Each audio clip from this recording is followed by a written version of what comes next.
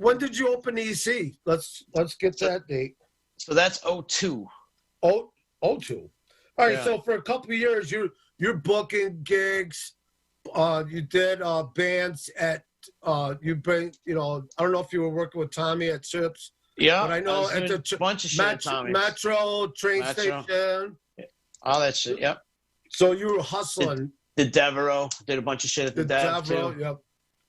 So you were out hustling for a couple years before you get into the EC. Any good stories from your hustling days? I don't remember any of them. They're in the middle of my blackout years. And I would like to add, at that point in time, though I did like you at Big Cypress, going into those hustling days, we fell off. You're like, Big Cypress is over. I was wasted. You got a little sketchy. Yeah, well, it was Sketchy's my middle name. There's a song out there about you called Chief Black Cloud, but that's a little bit later in the time. Dude, I got 4 songs. So you do? I have 4, believe it or not. Not all positive, but I got 4. Yeah, I was probably like, I'm not gonna say heavy set or so. I'm gonna say someone you wouldn't normally have sex with, and you did. So Big Cypress, like we hooked up, and then after that, you were like, "What was I thinking?" Yeah. So we're back to not liking each. No, I always liked you, and you know what? No, you didn't. No, yes, I did. No, yes, I did. Zee. No, you didn't. See, this is my show. I'm the host. I want you to listen for a second. I did really like you, and I tried to earn your love. It's like that mean junkyard dog that if you try to go up and pet it, it'll fucking bite you. But if you don't pay attention to it, it finally comes to you. That's our relationship right there. Okay. I chased you for 96. Now we're in the 2000. 5 years I've been trying to get your love. If you remember the infamous night that Trey played at the Stanley where he almost brought down the roof, right? Do you remember that night? I do, because I grabbed Debbie Crusoe and ran. We were under the mezzanine, and I grabbed her and ran up there, and she's like, "Why?" We turned around. I thought it was coming down. So that night, the EC was actually supposed to open that night. And it didn't because of our liquor license. And that show was like on a Friday. That following Tuesday, Laura and I had a hearing to get our liquor license in New York. And we ended up opening up that following Friday, which ended up being Halloween of 02 or Thursday or whatever it was. But that night, I had to move my show, which was booked at the EC. I had to move it to the train station. And if you remember, there was like fucking 400 or 500 people at the train station, and it was off the charts. And I made a little bit of money. I'm like, yeah, finally, because we were getting kicked in the dirt. It took me like a year. The EC was supposed to open in like 01. It took us like a year to open up. I had to switch partners. We got denied a liquor license. Laura stepped in. And again, back to the thing, and I still don't like you at that point in time. You still don't like me? Now, even more than this, Laura fucking hates me. She did not like me. Yeah. Even when me and you started like dating once in a while, I think because we were just. Can we use a different terminology instead of dating? Like, can we just we kind of. We said hi to each other. All right, that's better. That's better than dating. Dating. Now you're into the EC. Wow, we're into another decade now. So. I still don't think we like each other. Definitely not. You were in and out, but there was a couple times, like when you mentioned that you left your DNA in my bedroom. I liked you that night because we played wingmen for each other many nights, right? I will say that. Did. I could go on record saying that you are a wonderful wingman. I think you, my friend, I'm going to go on record by saying you, my friend, are in the Wingman Hall of Fame. You are. Your jersey should be hanging in the rafters in the Wingman Hall of Fame, pal. I need a jersey. Yeah. I need one. Yeah. Where is the Wingman Hall of Fame? It's right here in Utica. Well, it's right next to the Marathon Hall of Fame. So we started hanging. I was your wingman, But you never had to be mine. Like, I was always just whatever. Anyways, listen, wait, continue on. Where are we on the timeline? Because I really like to get to the kidnapping of Lake Placid. And then, we're not even close yet. And then the kidnapping of one drummer that we... James. James. We kidnapped... Where's my kidnap list? I haven't even got to any of my questions yet.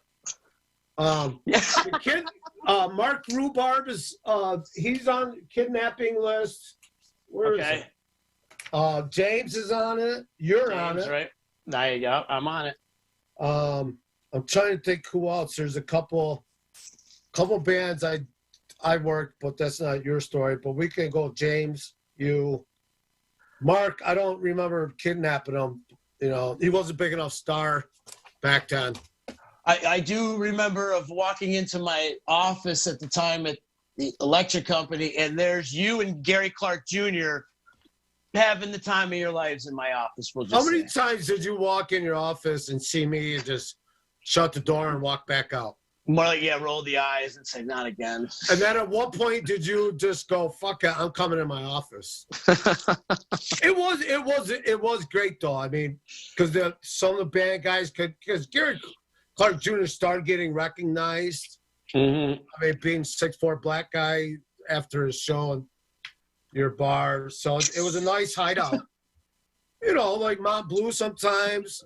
Certain guys, the guys from Mo, Al, Vinny, they'd have to go hide out back there. How long were you open, Z? 10 years? What were you open? 10, 15 years? 10 years, 10 years? Yeah. Well, just shy of 10 years. And it was a good thing because, that was enough. That was enough. Because it wasn't. It was enough. Stacy's like, it's a community bar. It's real cool. Now people are slapping bologna on their asses with mayonnaise and setting each other on fire. Fucking naked guy covered with mayonnaise getting meat thrown at him.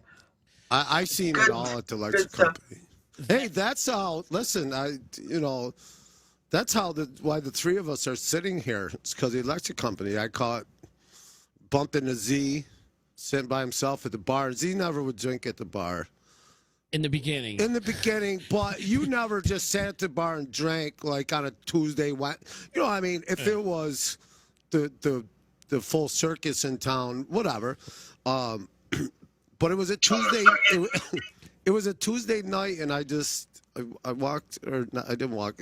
Went to the bar, and you were sitting by yourself. I think like Nail Creek wasn't even done yet. Those guys were working over there late at night, and they came in, and you were drunk, and you were like, yo, you want to go see Grateful Dead? You want to go backstage? I'll go backstage. And I'm like, Z, and I remember I was living with Tochi at the time. I got out of the house, and came down. And I'm like, you're nuts. And you called Damon, and you put him on the spot. You're like, yo, we bring Boonville, right? He's right here. You're on speakerphone or something. Damon's like, yeah, I guess so. Well, yeah, let me see what I can do. You're like, yeah, fucking Boonville's coming. I'm like, whatever. I didn't know. You were. I don't know why, but you were sitting by yourself, not just having a few drinks, but pretty good. Where you thought that was a good idea to bring me along. I don't remember. And then that's when we went to Phil Lesh at the Armory. Oh, and that's when I met Stacey. Yeah. We get out of the car, we pull in the building, and Z said that's the biggest mistake he ever made in his life. Yeah, that's that. And here, right up there. And here we are, and that was December 5th. December 4th, 2005. Ah. Yeah. 15 years ago. When we came pulling in, I mean, we were driving around, and driving around. You were sleeping. Yeah, I know, but you guys were driving around. I woke up because we were downtown Albany. Yeah, and we're driving around, and I was like, yeah, I knew it. We ain't this, that. All of a sudden, the door opened up. There was Stacey, and we drove in. I was like, all right, I guess we got backstage or something. And Vinny was talking to Chris Robinson from Black Crowes and Phil Lesh, and Z gets out of the car and says, He looks over and he goes, "Yo, what up, you guinea wop motherfucker?" And Phil Lesh almost crapped himself, and Chris Robinson took off running. And I just remember looking over and going, "It's okay. They're from Utica. They're Italian." And everything was like, "Oh, okay." That's not the first time Stacey has had to deal with my entourage. And I came in. I'd been up playing poker all night and partying, and I came in. I was like a piece of shit. And for some reason, Stacey thought, who's this piece of shit? Maybe I need to take another one under my wing. The best time that anybody had to deal with your entourage, Z, was when Aaron and I were your entourage in Lake Placid, and we took over Freitag's hotel room. Poor Freitag invited me to Placid for, what was it, Snowdown? Snowdown. Oh yeah, you guys can all stay with me. Yeah. Shit, we were barely back. The show was barely over, and there's somebody knocking on Freitag's dressing room door, hotel door, saying, "Is this Z's room?" Is this Z's room? He did say you all can stay in my room. So, he did. Yeah. Right, he had half the artists in Snowdown in his bathroom in his hotel room. In the bathroom. We're doing Aretha Franklin at Jazz Fest, and she, for some reason, took a liking to me. So I would have to come in and it was cold out. She had a sore throat, but she did what? That story was just told a couple weeks ago on this podcast. Oh, okay. Frank was here with Stacey, and they told that she loved you. Yeah, yeah. So she Boomville, baby, give me a hug. Yeah, no. So we set up on a little side thing. I think Red was. Did she call you Boomville? No. She Mr. Maher? She called me Aaron. Aaron? Yes. I got you. She asked me my name. I wasn't going to say Boomville. Oh, okay. You know what I mean? Yeah, it's Aretha Franklin. Yeah. Yeah. So I take her. We had to put on the wing. We had to set something up because it was cold and she had a sore throat. She was so nervous about not being able to perform. So we had her tea, honey, this. So, but she did like Blade did to you. She grabbed a hold of me, and it's Aretha Franklin, for Christ's sake. Right. It's not a fucking guy from Night Rangers. But she grabbed a hold of me because there was steep stairs in the back, off of Gumber Stage. Yeah. And so she goes, "You're coming too." So I had to drive my golf cart next to. We got her a car to drive her because her camper was quite, So she was like, "You stay right." He comes with me. She made a note. I had to walk up the stairs. I had to sit with her while she drank her tea and honey, and it helped me. You were her mentor. Yes, when she had to get up, walk on stage, I had to help her, walk her out to the stage, but then let her go and sit right there till she gets back. This man. This guy. Stacey wants you to tell the Fred story, too. Oh, the Fred story. Oh, so Fred is this huge, he's like 6'5" black dude. And that's her guy, right? That's her guy. Yeah. Like her guy. Like must be friends from Bodyguard, whatever. Everything. Right. Okay. Right? So he comes in and he's the LD. He's the lighting director. And he's pretty, being professional. This was like the day before Aretha came, whatever. So we, he needs to ride back to the hotel. Stacey's like, take him. And I was starting to really learn Syracuse, but now we're up at Onondaga Community College. So I know there's a couple ways down and shortcut. I took the wrong one and drive right into the sign the street in the hood of the hood. Yeah. And Fred says, "Hey, pull over, I want to get some beers. Take back to the hotel." And I was like, well, there's places, because we were going to Dino. Aretha calls. She wanted ribs. So we had to go Dino. So I go, well, we'll go to a nicer store. And no, pull over here. We pull in, and there's all these thugs, out front, this and that, pulling. I got Stacey's new rig with the rims on it. I'm like this. I'm like, holy shit. Fred gets out, opens the door real slow, stands up. He's like 6'4", 6'5".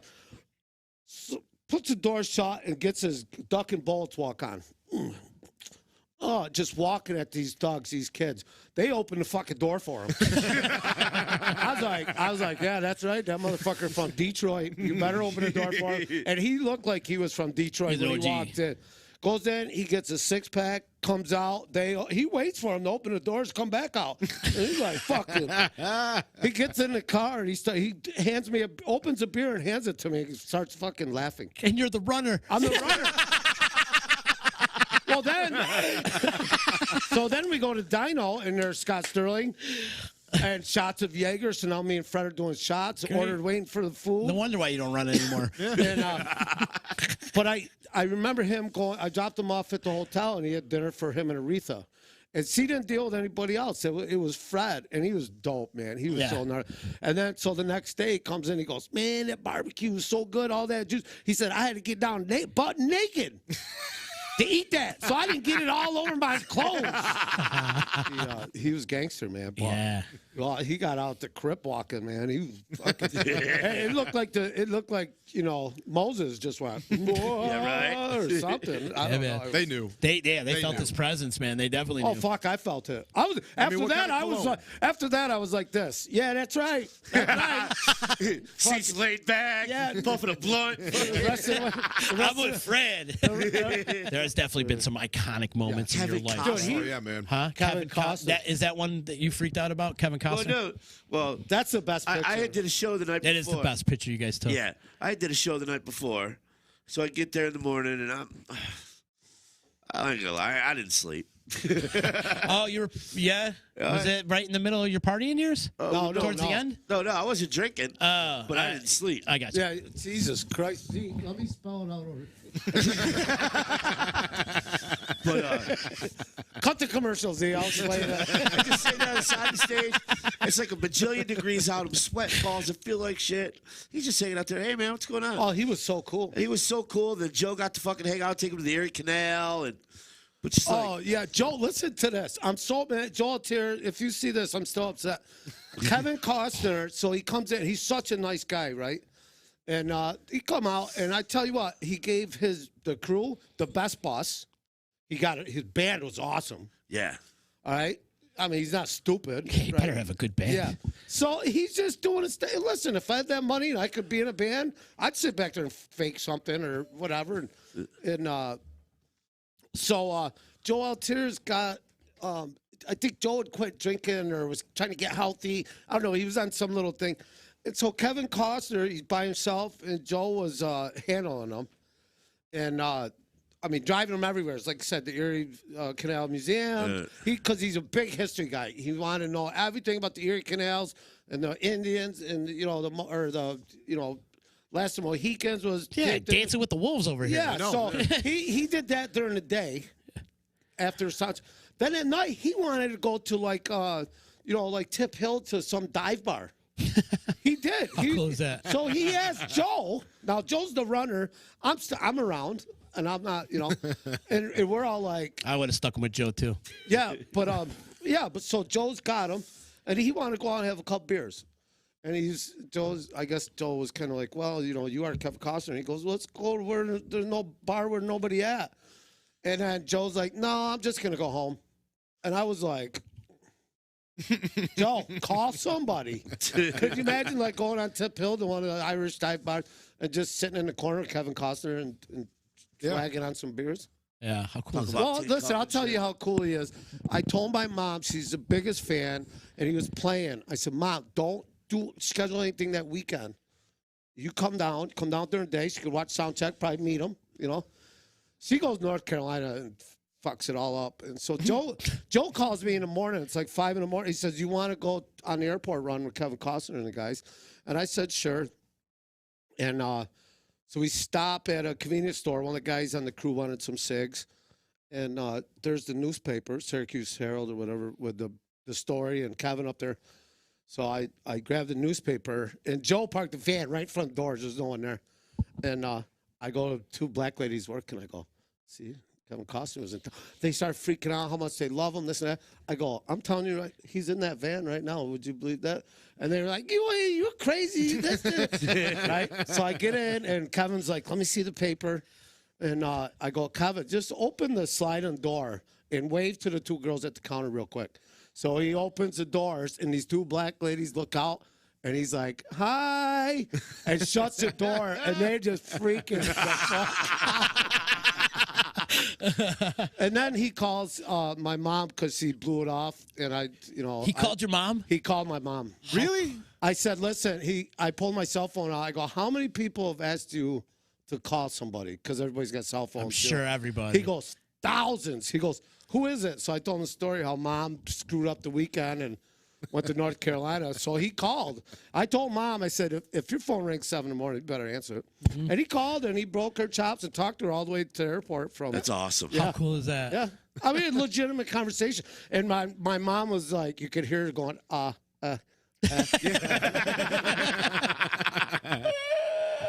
Yeah, That's hysterical. that's the greatest picture though. All of It us. is. Yeah, it I is. love that picture, of you guys. It's on my refrigerator. Is it? Yeah. Mom is so proud.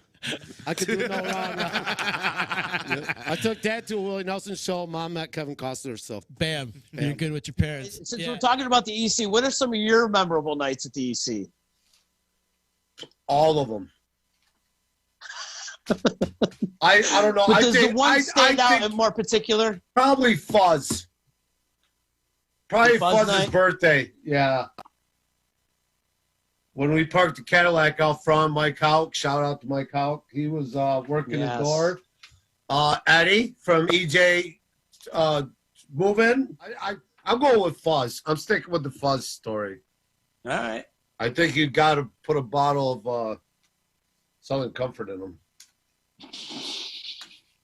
We might have to schedule. Hey, Todd, book me Z again. Would you do it for me, please? Yeah, no, but just bump somebody. But yeah, bump them. Yeah, put Z in that slot. Yeah. All right, cool. Just have your Okay. people call my people. Well, that's Todd. He's your guy, but he's my guy now too. Man, I had some great questions, Z. Yeah. All right, you want to ask a couple questions? Yes. Can I just? I got two questions, two very important questions. Oh, I yeah, hope- so we're gonna get to one. But I want to know the most embarrassing thing you've made your mom do for you. I don't even know what that means. Like, what's the most embarrassing thing your mom had to do for you to get you either A, out of trouble, or to protect you, or something like that? Something that your mom had to do for you to get you out of trouble, or Well, not embarrassing, but I can tell you. no, a don't. You don't have to story. be embarrassed. We're being brothers here, man. This is No, this is I'm an open saying my mom's never embarrassed. Shit, my mom let me rot in jail. Are you kidding me? But I She got has. arrested. I got a great story. I got arrested at the Utica Odd. Geez, I was probably 16 or 17. It was I'll tell you the lineup. It was probably Chuck Cheo's show. It was Kip Winger. It was the Bullet Boys, and it was Rat. Cinderella. And of course, we snuck beers in. We were shotgunning beers, and we were sitting above a little section, where you walk out of the venue and to go to the bathroom through the little tunnel. And up above, there was a little area you could sit. And so I was like sitting on the railing, not in a chair, kind of hanging over. And a Utica cop looked up at me and basically gave me the, get the fuck out, sit your ass down. I'm going to come get you, look. And I never had an experience with a Utica officer at this time. And he left, and I put my ass right back where it was. And he saw me, and I didn't see him. He sneaks around, and he grabs me by the back of the collar and puts a licking on me, to say the least, and takes me to the police station. And I asked him for his badge number. Not a good move. I asked him for pen and paper, and he goes, "What, do you want my badge number?" So he beat me up some more on the way over. He took my shoelaces. My friend came over. They wouldn't release them. They made me call my mom. And my mom said, "Let him rot." And my mom's boyfriend said, "We got to go get him." So mom's always bailed me out, but she was never the mom that said, "My boy wouldn't do that," or "My boy didn't do that." She didn't stick up for me. She knew if it was probably true, and I got it, and I missed Cinderella. Oh, you did? Yeah, I got Bull Boys and Kip Winger, in which, whatever. Shout out to Miss Cheo, still loves me. Hugs and kisses all the time. Yeah. My hair does look good, though. You got good hair. You got Johnny Depp hair. You know what Stacey always said to me? She goes, "Hey, pal, whatever you do, don't fuck up your hair and your looks. Maybe that's all you got in life." So, it was a compliment, but not. Mm-hmm. Lucky I got a gorgeous mom. She passed down a good gene, I guess. Shout out Camille. Shout out to Camille. She's in the other room. She's a saint, that woman, for putting up with your ass for all these years. My mom's in. She's backstage in the green room at my office here. Dude, I got so many fucking Stacey stories, but I'm gonna have to clear them with Stacey. Oh man, I could do a section or a whole episode on road trips with Stacey. She's the best road trip partner, hands down. Hands down. Yeah. All you gotta do is go, hey, do you wanna? And yup, in a car going somewhere. Yeah, this is weird over here. I don't know how I feel about this right now. I definitely You just know. don't like that the names are backwards. Yeah, that's what I hate. Actually, Sorry, I got pictures. Because you don't look like a Boomville, and I don't look like a Z. you do not. Actually, You look like you smoked a Z. I have. The other thing is, you look like the dude. You look like the big fucking Lebowski right now. You know what? Yeah, kind of. Doesn't he? I get that. It's I get that I cowlick. get the Jeff thing all the time. You do? Yeah. Yeah, I could see that. What's his name? Jeff Bridges? Daniels? Jeff Bridges. Jeff Bridges, yeah. But I get that from like before my hair went gray and I had the beard, like the King Kong Jeff Bridges. You know, but then once the Lebowski come out and That was it. Now when you're my good. hair, That's it. yeah, You're done. This is my COVID Lebowski look. Oh, okay. You know. I feel it. Kowalski. I'm waiting to get back to Guatemala because they got real barbers. Kowalski. Let's switch though. Yeah. That's fine. Wait a minute. Sit down. I want to ask you one question. I want to interview you quick once. Oh, here we go. All right, one question. All right.